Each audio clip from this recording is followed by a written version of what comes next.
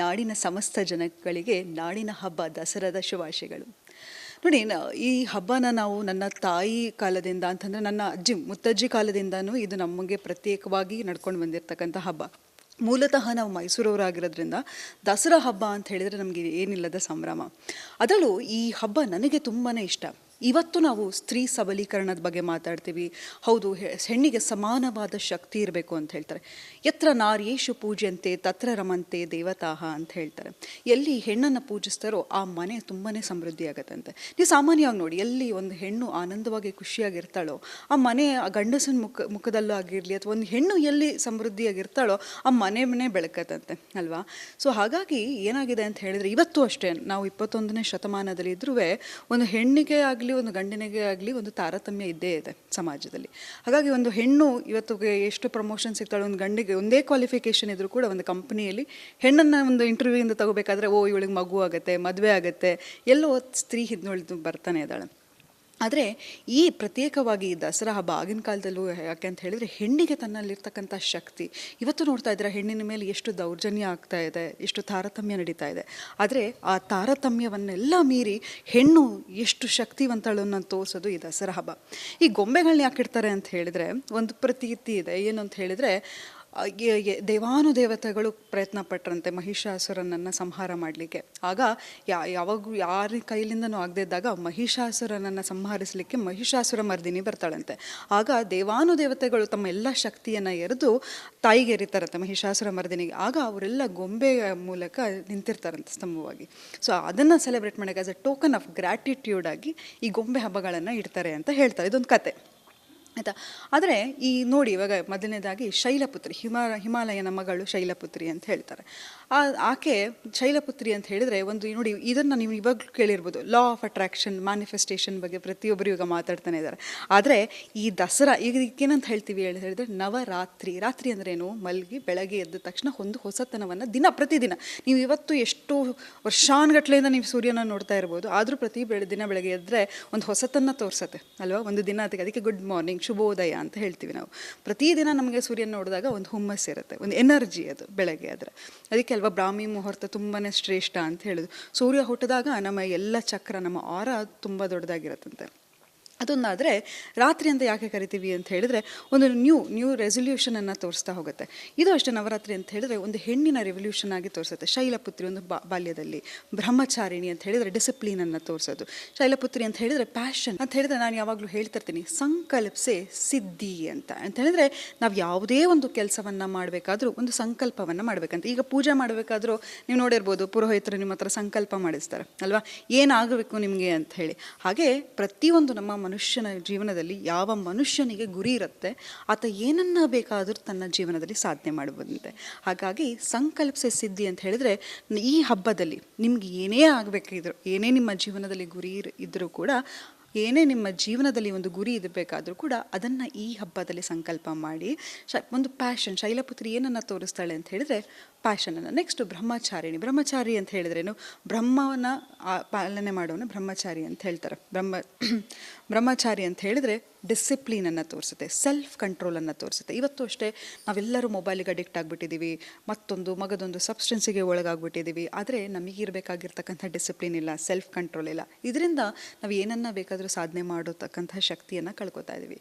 ಸಹಸ್ರಾರ ಚಕ್ರ, ಆಜ್ಞಾ ಚಕ್ರ, ವಿಶುದ್ಧ, ಅನಹಟ, ಮಣಿಪುರ, ಸ್ವಾಧಿಷ್ಠಾನ, ಮೂಲಾಧಾರ ಚಕ್ರ, ಇದೆಲ್ಲವೂ ಅಲೈನ್ ಆಗಿದ್ದರೆ ಮನುಷ್ಯ ಏನನ್ನ ಬೇಕಾದರೂ ಸಾಧಿಸ್ಬೋದಂತೆ. ಚಂದ್ರನನ್ನು ಹೆಣ್ಣಿನ ಎಮೋಷನ್ಸಿಗೆ ತೋರಿಸ್ತಾರೆ. ನೋಡಿ, ಚಂದ್ರ ಒಂದು ದಿನ ಪೂರ್ಣ ಚಂದ್ರ ಆಗಿರ್ತಾನೆ, ಇನ್ನೊಂದು ದಿನ ಅರ್ಧ ಚಂದ್ರ ಆಗಿರ್ತಾನೆ, ಇನ್ನೊಂದು ದಿನ ಚಂದ್ರನೇ ಇರಲ್ಲ, ಅಮಾವಾಸ್ಯೆ ದಿನ. ಹಾಗೆ ಮನುಷ್ಯನ ಎಮೋಷನ್ಸು ಅಷ್ಟೇ. ಈಗ ನಾನು ಖುಷಿಯಾಗಿದ್ದೀನಿ ಅಂತ ಹೇಳಿದ್ರೆ, ಇಡೀ ದಿನ ಖುಷಿಯಾಗಿದ್ದರೆ ನನ್ನ ಏನಂತ ಕರೀತಾರೆ ಅಲ್ವಾ. ಸೊ ಮನುಷ್ಯನಿಗೆ ಕಷ್ಟ ಆಗಿರಲಿ, ಸುಖ ಆಗಿರಲಿ, ಎಲ್ಲವೂ ಒಂದು ಸೈಕಲ್ಲಿನ ರೀತಿ. ಒಂದು ಸತಿ ಮನುಷ್ಯ ಖುಷಿಯಾಗಿರ್ತಾನೆ, ಇನ್ನೊಂದು ಸತಿ ಮನುಷ್ಯ ದುಃಖವಾಗಿರ್ತಾನೆ. ಅದನ್ನು ಪ್ರತಿಬಿಂಬಿಸೋದೇ ಚಂದ್ರಗಂಟ. ನಂತರ ಕೂಷ್ಮಾಂಡ ದೇವಿ, ಕುಷ್ಮಾಂಡ ದೇವಿ ಅಂತ ಹೇಳಿದರೆ ಆಕೆ ಒಂದು ಹೊಸತನವನ್ನು ತೋರಿಸ್ತಾ ಹೋಗ್ತಾಳೆ, ಆಯಿತಾ. ಸೊ ಹಾಗಾಗಿ ಮನುಷ್ಯನಿಗೆ ಯಾವತ್ತೂ ಅಷ್ಟೇ ನಮಗೆ ಕಷ್ಟ ಬಂದಾಗ ಕಂಗೆಡಬಾರ್ದು. ನಂತರ ಅದನ್ನು ಚಾಲೆಂಜಿಂಗ್ ಆಗಿ ತಗೊಂಡು ಆ ಗುರಿಯನ್ನು ನಾವು ಏನನ್ನು ತಗೋತೀವೋ ಯಾವತ್ತೇ ಆಗಿರಲಿ, ಯಾವಾಗಲೂ ನಮಗೆ ಏನನ್ಸುತ್ತೆ ಅಂತ ಹೇಳಿದ್ರೆ, ಇಲ್ಲ ನನಗೆ ಇನ್ನಾಗೋದಿಲ್ಲ, ಮಾಡೋಕ್ಕಾಗಲ್ಲ, ಆಗೋಯ್ತು ನನ್ನ ಜೀವನ, 60 ವರ್ಷ ಆದರೂ ಆಗೋಯ್ತು ಅಂತ. ಈಗ ನೀವು ನೋಡಿದರೆ ಎಷ್ಟೋ ಜನ ವಯಸ್ಸಾದ ಮೇಲೂ ಸಾಧನೆಯನ್ನು ತೋರಿಸಿರ್ತಾಳೆ. ಈಕೆ ಏನನ್ನು ತೋರಿಸ್ತಾಳೆ ಅಂತ ಹೇಳಿದರೆ ಹೊಸತನವನ್ನು, ಹೊಸ ಪ್ಯಾಷನನ್ನು ತೋರಿಸ್ತಾಳೆ. ಸ್ಕಂದ ಮಾತೆಯಾಗಿ ಬರ್ತಾಳೆ. ಸ್ಕಂದ ಮಾತೆ ಅಂತ ಹೇಳಿದರೆ, ಮಾತೆ ಅಂದರೆ ಏನು? ತಾಯಿ ಅಂತ ಹೇಳಿದರೆ ಮಮತೆ, ಪೋಷಣೆ, ರಕ್ಷಣೆ. ಹಾಗೆ ನಮ್ಮ ಗುರಿಯನ್ನು ನಾವೇನು ಅಂದ್ಕೊಂಡಿರ್ತೀವೋ ಅದನ್ನು ಯಾವತ್ತೂ ಹೇಳಬಾರ್ದಂತ. ನಾವು ಯಾವಾಗ ಒಬ್ರಿಗೆ ಹೇಳ್ಬಿಡ್ತೀವೋ ನಮ್ಗೆ ಆಗ ತಕ್ಷಣ ಕೂಡಲೇ ಡೋಪಮೈನ್ ರಶ್ ಬಂದುಬಿಡುತ್ತೆ. ಈಗ ನಾವೇನಾದರೂ ಸಾಧನೆ ಮಾಡಿದಾಗ ಆ ಡೋಪಮೈನ್ ರಶ್ ಬರುತ್ತೆ. ನೀವು ಎಷ್ಟೋ ಸತಿ ದೊಡ್ಡವರು ಹೇಳಿರ್ಬೋದು, ನೀವು ಏನಾದರೂ ಮಾಡಬೇಕಾದ್ರೆ ಯಾರಿಗೂ ಹೇಳಬೇಡಪ್ಪ ಅಂತ ಹೇಳಿದರೆ, ಯಾಕಂದರೆ ನಮ್ಮ ಎನರ್ಜಿ ಲೀಕ್ ಆಗುತ್ತೆ, ಮತ್ತು ಕೆಲವ್ರು ಜಡ್ಜ್ ಮಾಡೋರು ನಮ್ಮನ್ನು ಜಡ್ಜ್ ಮಾಡ್ತಾರೆ, ಮತ್ತು ಆಲ್ರೆಡಿ ನಾವು ಹೇಳಿದಾಗ ಏನಾಗುತ್ತೆ, ಕೆಲವರು ಅಪ್ರಿಷಿಯೇಟ್ ಮಾಡಿದಾಗ ಆ ಡೋಪಮೈನ್ ರಶ್ ಬಂದುಬಿಡುತ್ತೆ, ನಮಗೆ ಮೋಟಿವೇಶನ್ ಇರಲ್ಲ. ಸೊ ಹಾಗಾಗಿ ಸ್ಕಂದ ಮಾತಾ ಏನಂತ ಹೇಳ್ತಾಳೆ ಅಂದರೆ, ನಮ್ಮ ಗುರಿಯಾಗಿರಲಿ, ನಮ್ಮ ಧ್ಯೇಯ ಆಗಿರಲಿ, ನಮಗೇನೇ ಒಂದು ಪ್ಯಾಷನ್ ಇದ್ದರೂ ಅದನ್ನು ರಕ್ಷಿಸು, ಯಾರಿಗೂ ಹೇಳಬೇಡ. ಮತ್ತು ನಮ್ಮ ಐಡಿಯಾಗಳು ಎಷ್ಟೋ ಸತಿ ನಾವು ಯಾರಿಗೂ ಡಿಸ್ಕಸ್ ಮಾಡಿದಾಗ ಅದು ಲೀಕ್ ಆಗಿಬಿಡುತ್ತೆ. ನೆಕ್ಸ್ಟ್ ಬರೋದೇ ಕಾಳರಾತ್ರಿ. ಕಾಳರಾತ್ರಿ ಅಂತ ಹೇಳಿದ್ರೆ ಕಪ್ಪು ಅಂತ ಹೇಳಿದ್ರೆ, ಮನುಷ್ಯನ ಜೀವನದಲ್ಲೂ ಅಷ್ಟೇ ಎಷ್ಟೋ ಸತಿ ನಾವು ನೋಡಿದ್ವಿ, ಎಂತೆಂಥ ದೊಡ್ಡ ದೊಡ್ಡ ಸಾಧಕರನ್ನು ನೋಡಿ, ಅವರು ಎಲ್ಲರೂ ಕಷ್ಟವನ್ನು ಅನುಭವಿಸ್ಕೊಂಡೇ ಬಂದಿರ್ತಾರೆ. ಯಾರಿಗೆ ಕಷ್ಟ ಇರಲ್ಲ ಹೇಳಿ ಅಲ್ವಾ? ದುಡ್ಡಿರೋನಿಗೂ ಕಷ್ಟ ಇರುತ್ತೆ, ದುಡ್ಡು ಇಲ್ದರೋನಿಗೂ ಕಷ್ಟ ಇರುತ್ತೆ. ಆದರೆ ನಮ್ಮ ಮೈಂಡ್ ಸೆಟ್ ಅನ್ನೋದಿದೆಯಲ್ವಾ, ಅದು ಎಂಥದೇ ಆಗಿರಲಿ, ನಮ್ಗೆ 2 ಚಾಯ್ಸ್ ಇರುತ್ತೆ. ಒಂದು ಖುಷಿಯನ್ನು ಚೂಸ್ ಮಾಡೋದು, ಒಂದು ದುಃಖವನ್ನು ಚೂಸ್ ಮಾಡೋದು. ಎಂಥ ಪರಿಸ್ಥಿತಿಯಲ್ಲೂ ಕೂಡ ನಾವು ನಮ್ಮ ಹೋಪ್ಸನ್ನು ಕಳ್ಕೋಬಾರ್ದು.